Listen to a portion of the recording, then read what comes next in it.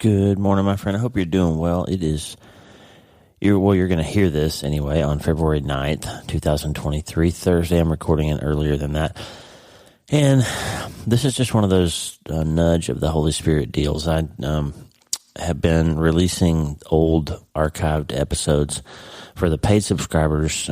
Every day I do we're doing free episodes Tuesdays with Tata, like always, self-brain surgery Saturdays, and then Mind Change Monday is just for the paid subscribers, so you get a little extra value. And then I've been releasing the archived episodes on Wednesdays, Thursdays, Fridays, so that eventually the paid subscribers will have access to the entire podcast episode and creates extra value for them and all that.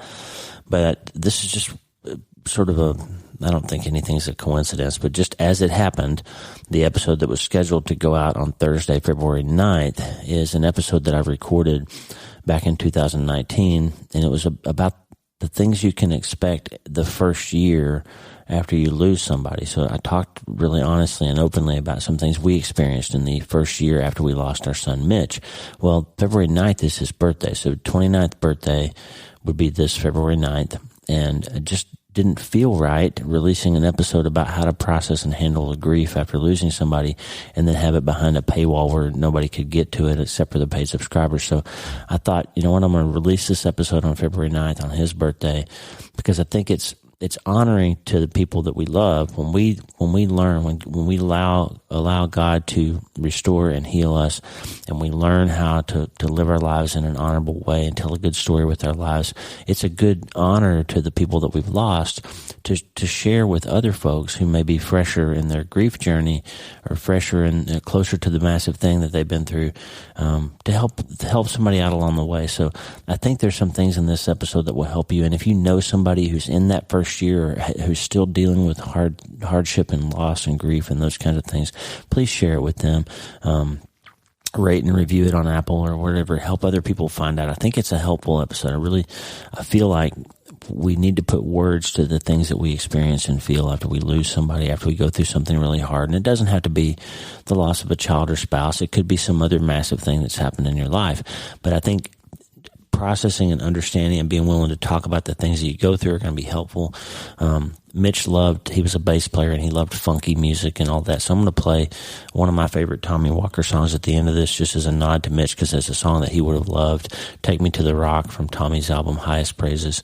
And otherwise, I'm going to play the episode uncut and unedited as it came out in 2019. It's got the old intro and outro music in there. I'm going to throw in the new stuff just so you have the links to the websites and all that if you need them. But it's just uncut and unfiltered, just like it came out before.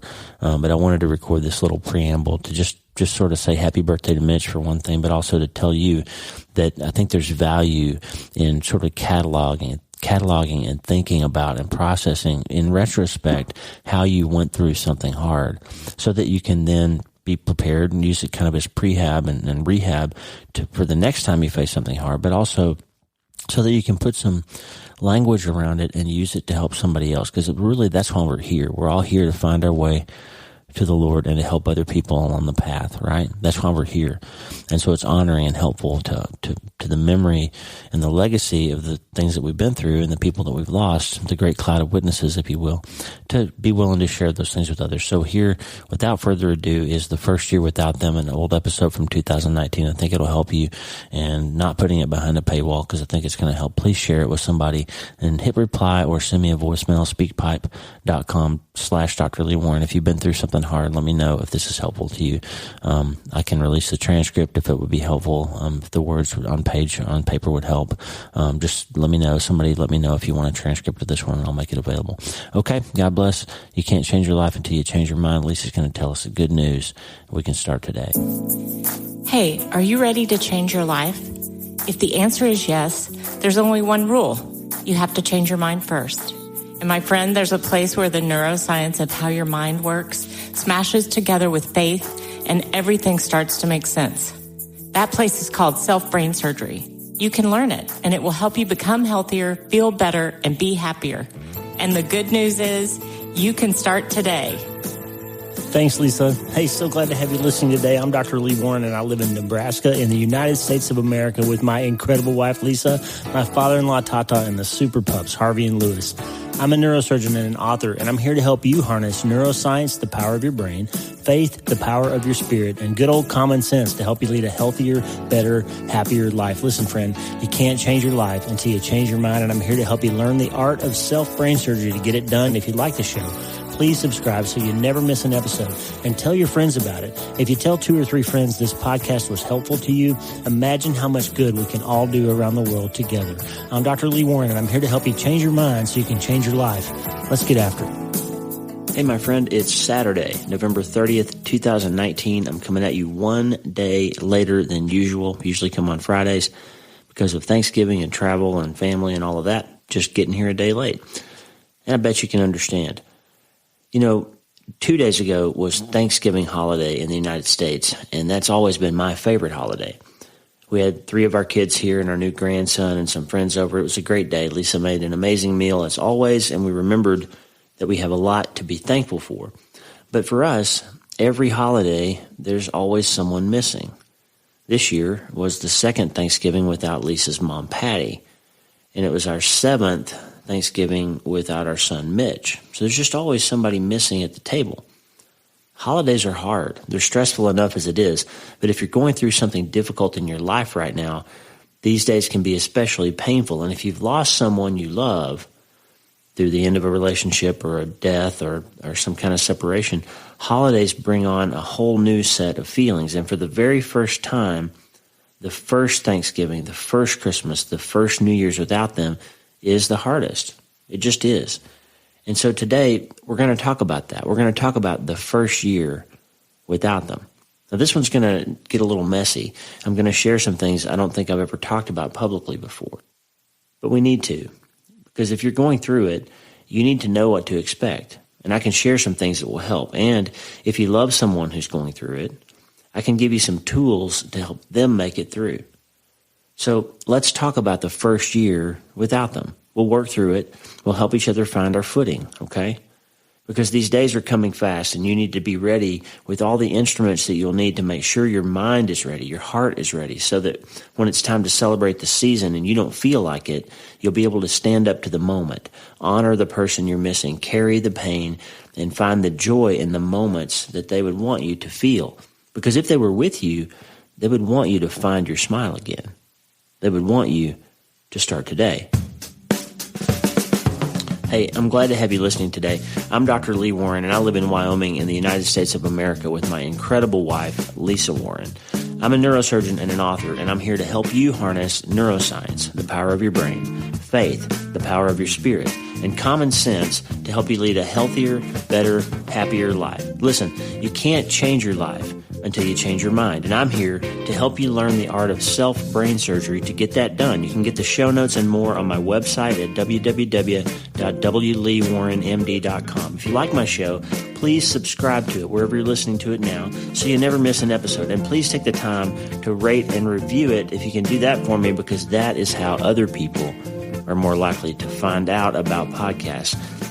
Hey, I'm Dr. Lee Warren. This is episode number 5 of the Dr. Lee Warren podcast, and today we're looking at what to expect the first year after a major loss. Holidays, birthdays, and special events take on a whole new atmosphere, and it's not easy, but you'll get through it, and today we'll give you some things that will help. So let's get after it.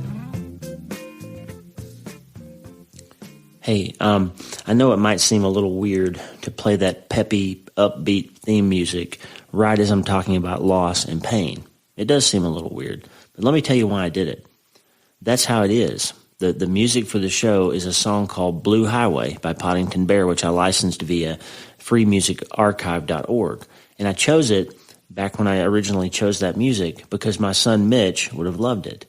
And the thing is, once you've lost someone, everything that was ever true about them becomes true all at once. I used to say all at once and one at a time about how I feel for Lisa. I say, you're everything. You're all at once and one at a time. And unfortunately, that's what happens after you lose somebody too. All the things that were ever true become true all at once. And as terrible as it is to not have my son, even in the moments when I'm saddest about that, it makes me happy to think about the things he would love. And it's all true at the same time. He's gone and I'm sad, but if he were here to talk to me about it, he would reach over and press play and we would talk about it with that music playing. Absolutely know that's true. And that's just how life is. And you may have lost someone. You may have had a rough year or gone through some other kind of trouble. You might be facing some illness or problem, but everything else in your life is still also true, like the holidays coming. Thanksgiving happened 2 days ago, whether you thought you could feel thankful for anything or not, right? Thanksgiving still came. A few weeks ago, Lisa and I were invited to give a talk to a group of publishing professionals down in Colorado. And we had maybe 25 people in a room, and we were connected by video feed to another bunch of people in 2 other cities. And there was a lot of pain in that group. 2 people in the room had recently lost spouses to cancer. One person had recently lost a parent. A lady shared with me that her sister had passed away the previous year and that she herself had just been diagnosed with an aggressive form of cancer. And I was there to talk about my new book, I've Seen the End of You, Faith, Doubt, and the Things We Think We Know, which is all about how we make it through when our messy lives mess with what we thought we believed. And in that room, there were people who thought they would grow old with their spouse, and now they're alone. There were people who thought they were way too young to have cancer, people who thought they'd have more time with their dad. And my only qualification for speaking to them is that I've managed, somehow, Lisa and I and our family have managed to survive a few years after losing Mitch. And so I'm standing there in October thinking about how to help those people live out their stories by sharing mine. And on the way home, Lisa said, all those folks are about to go through their first holiday season since they lost someone. And we talked about that for a while, and we thought it would be useful to bring you an episode to talk about what to expect the first time you go through every major event after you lose someone. And here's a few things I can promise you that will happen that may have happened yesterday or day before yesterday, rather, on Thanksgiving for you, but will happen on Christmas or New Year's or Valentine's Day, the first birthday, every first thing you go through this year. There are some notable firsts. The first thing that I noticed is that you're going to feel like the loss is what defines the whole day. You won't be able to believe that the person's gone, and you'll convince yourself that that particular day, Thanksgiving, Christmas, their birthday, Valentine's Day, whatever it is, you'll feel like that day won't ever feel normal again, that it can't be special again, especially on the day that was their favorite day. Mitch loved Thanksgiving. He was all about the wishbone and turkey legs and Lisa's dressing and stuffing himself full of food and the laughter and community that comes with that. And another example of that, rather, is every one of our kids on their birthdays used to complain about Nanny, Lisa's mom, Patty, because she would call them at 5 o'clock in the morning, unfailingly. Every year you would get a call around 5 a.m. from Nanny saying happy birthday. She wanted to be the first one to start your day with you knowing that you were loved and that she was thinking about you on your special day. And the funny thing is, as much as we all complained about that 5 a.m. phone call, since she's been gone, every single one of us has come to that next birthday and then realized how much we missed Nanny's call. So I only bring that up to say this: expect the things that you used to love to feel. Now they're going to feel heavy and almost unbearable the first time you go through them. And there's a weird kind of dual guilt that you're going to feel. You're going to come to moments during Christmas or during their birthday or during whatever when other people in your family, other people around you seem to be having a pretty good moment. They seem they're laughing about something or they seem like they're feeling better, and you're going to feel guilty that you're too sad right then to be in that moment with them. You won't be feeling it. And then when you least expect it, you'll find yourself in a moment where you're smiling about something. You're feeling better for some reason. You're looking at a picture or something's coming over you and you're feeling some joy. And suddenly you'll feel guilty that you're not as sad as you think you should be. I remember moments when I would be engaged in something and my brain would be relaxing and I'd be thinking about something happy, and I would almost apologize to Mitch in my heart because I felt like I wasn't sad enough that I'd lost him.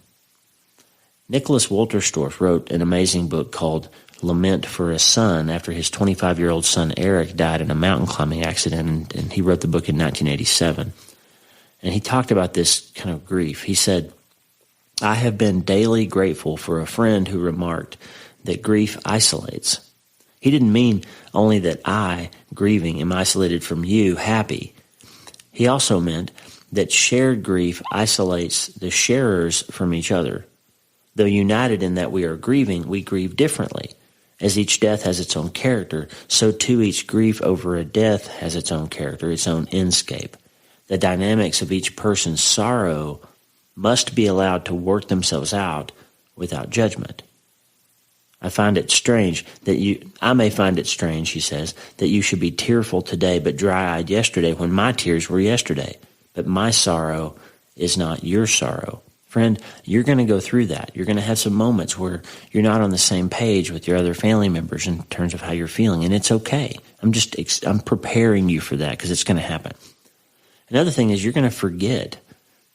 We bought presents for Mitch the first Christmas. When we're buying things in the store and we pick something up, Mitch would love this, and then we come crashing down and remember. Lisa set a place for him at the table and then remembered. And when you realize that you almost forgot that somebody's gone, it's awful. It's this horrible feeling that comes back into you. And all I can tell you about all this stuff is that it does get better. It never stops being hard, but I'll tell you some ways that it does get better. But before I do that, let me give you this week's things that help. I owe you two, actually, this week because I forgot last week to give you something that helped as a bonus for the episode. So the first thing is, since we're talking about grief and loss, I just want to remind you, I think I've said this before, something our daughter Kaylin said when she had to go back to school after Mitch passed away. She said, Mitch, I have to carry on, but I'll never move on. And that little bit of wisdom from that teenage girl has proven to be incredibly wise. And over the years, it's been something that's been very helpful to us. It's something that you need to remember. It is not dishonoring to your loved one for you to carry on with your life. It's what they would want you to do. You're not moving on, but they wouldn't want you to crumble and fall apart. They would want you to still have Christmas. They would want you to still take care of your other family members and steward those other relationships. It honors them for you to continue to live. The second one is similar, and it's another quote from Wolterstorff. He said about his son Eric, he's only in my memory now, not in my life. Nothing new can happen between us. Everything is sealed tight, shut in the past. I'm still here. I have to go on. I have to start over. But this new start is so different from the first. Then I wasn't carrying this load, this thing that's over. So think about that for a second. He's saying, I'm not moving on. I'm carrying it with me, but I've got to carry on. I got to go. I got to still have my life. And that's something you're going to have to process, friend. Let me tell you some ways it's going to get better over time. Now, I've thought about this a lot. Like the first year and a half, maybe, it felt like one of those horror movies that I've seen in the past where there's like this black fog of evil and the person like somehow breathes it in and it kind of, the black fog kind of goes inside the person and then all of a sudden they're inhabited by this evil thing. That's how grief felt to me. Like it just filled me up. Like every part of my life was just kind of dripping out of it. This thing was kind of pouring out of me, like it was inside me. But over time, something subtle sort of happens and the grief kind of moves where it feels like it's not inside you, but it's just next to you. And then over time, it becomes less and less sort of omnipresent. The weird thing is, though, even when it starts to feel like it's outside of you, you never know when he's going to just kind of reach over and put his hand on your arm or reach around and put his hand on your shoulder or tap you on the shoulder and make you feel it again. So it never goes away. It just sort of seeps out of you and sets itself a little bit apart. And that little subtle shift, though, actually turns out to be a great bit of grace if you let it. Because you go from being enveloped by the grief and the missing to being able to celebrate the days for the joy that the loved one brought to them. And hear me right now, friend. Because it does get better, here's something you need to do. You need to still show up. You need to still take the pictures, make the memories with the other people you love. There's a scripture, Psalm 126, 5 and 6, and in the Voice translation it says, those who walk the fields to sow, casting their seed in tears, will one day tread those same long rows, amazed by what's appeared. Those who weep as they walk and plant with sighs will return singing with joy when they bring home the harvest. Let me tell you, You need to capture and live through those moments with your family. Don't just isolate yourself and let those first holidays go by, because you'll regret that. Those days, those moments that you press on and capture in your heart will become treasures to you over time. They'll become treasures because they're part of your shared experience, and they're part of your lost loved one's history too. You'll look back a few years from now, and you'll remember little kindnesses, little things that people said, how you held each other up, the moments that in real time seemed impossible, but you made it through, and you will see little footprints of grace all over them. I remember the days after Mitch died, the first Thanksgiving and first Christmas and all that. People showed up, they brought food, they spent time with us, they acknowledged the pain that we're in. And that's something else. If you're not the one who's lost somebody, but if you love somebody or know somebody who's going through something really hard, take a moment to just acknowledge it. You don't have to have the right words. In fact, the truth is, most of the time there aren't any words that you can say that would actually make it better. But what makes it better is that you take the effort to notice and remember and acknowledge that your loved one is in pain. There was a guy in my hospital that I worked with that wasn't a friend of mine. But after Mitch died, the first time I saw him, he just came up and he kind of braced me, put his hands on my shoulders. And he said, "Lee, I don't have any idea what to say to you right now, but I just want you to know I care." And I'm telling you, that was probably the best thing that anybody said to me after we lost our son. Just, I don't know what to say. I'm acknowledging that this thing is so big that I don't know what to say about it, but I care. And so if you manage to get through those times, if you manage to sow the seeds even while you're weeping, then when the harvest comes later, you're gonna really rejoice that you were able to get through that. And here's why. We've got some pictures of the kids and of us that somebody took during those moments, right, while we were gathered after Mitch died. And some of those pictures are treasures to us now because we can remember and see how much pain we were in, but also that we were loving each other, that we were gathered together, that we came together as a family and as a community over that, and that we bonded over getting through that shared difficult experience.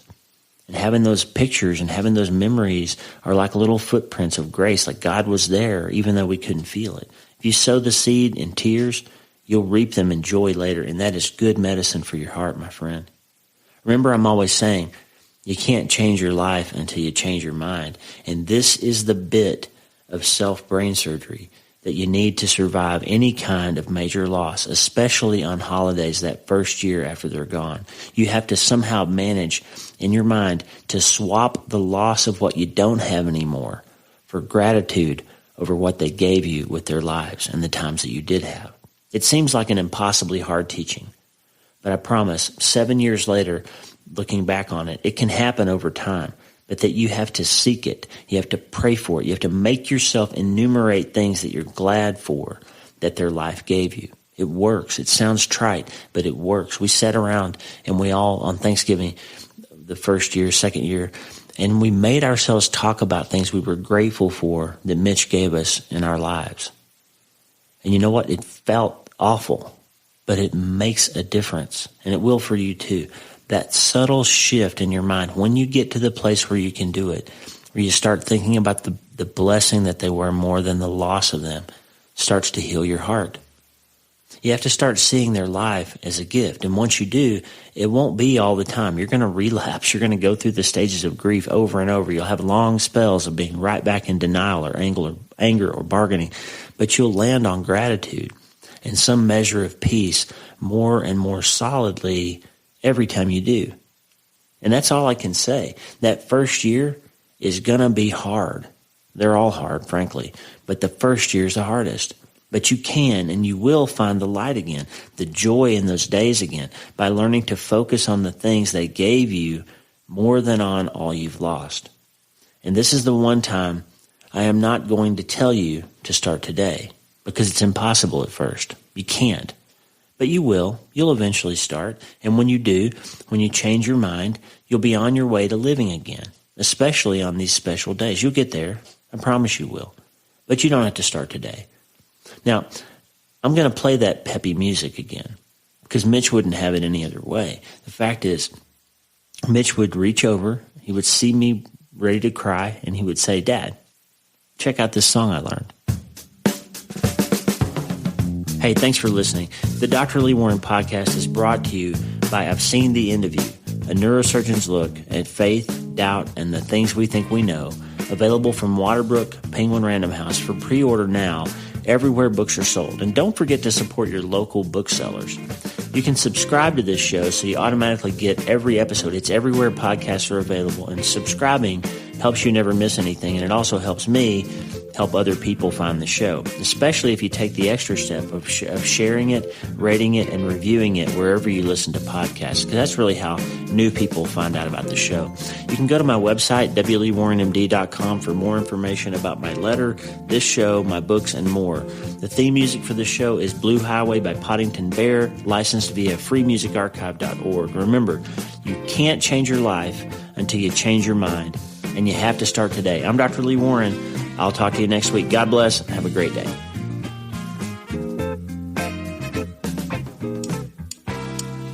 Take me to the rock. Take me to the rock. Take me to the rock that is higher than I. Take me to the rock. Take me to the rock. Take me to the rock that is higher than I. Hear my cry, hear my prayer. From the ends of the earth I call to you. When I'm overwhelmed,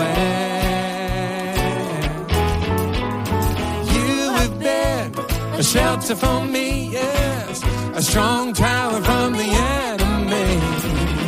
Take me to the rock. You take it. Take me to the rock.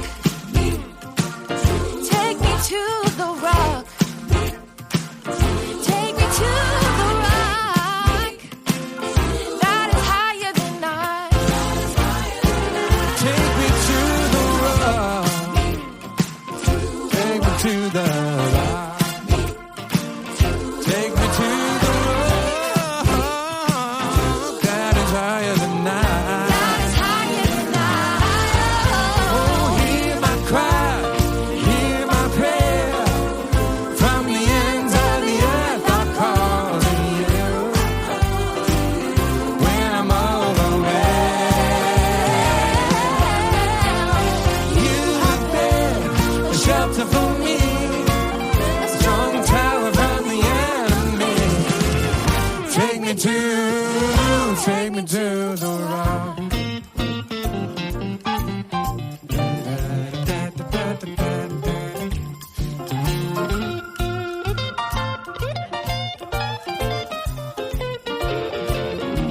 Like this.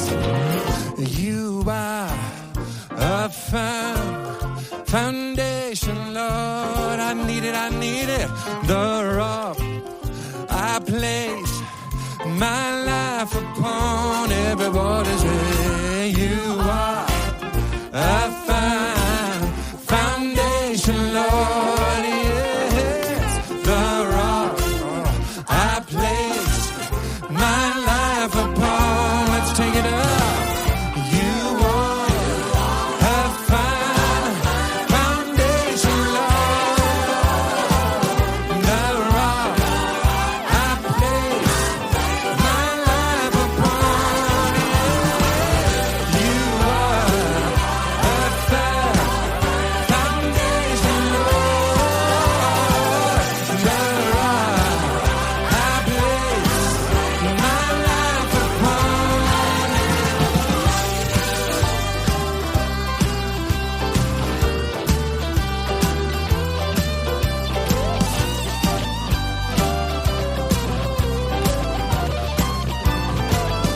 Take me to the rock. Come on, y'all. Take me to the rock. Yeah. Take me to the rock that is higher than I. Take me to the rock. Take me to the rock. Take me to the rock that is higher than I. Let's sing like this.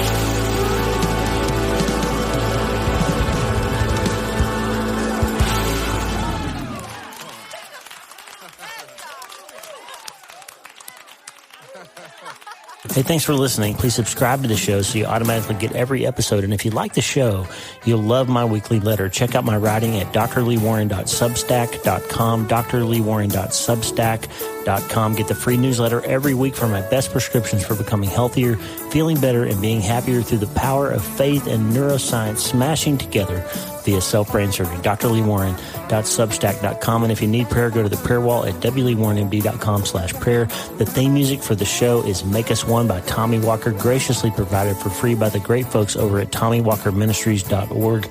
Check it out and consider supporting them. TommyWalkerMinistries.org. Remember, you can't change your life until you change your mind, and the good news is you can start today. I'm Dr. Lee Warren. I'll talk to you soon. God bless you, friend. Have a great day.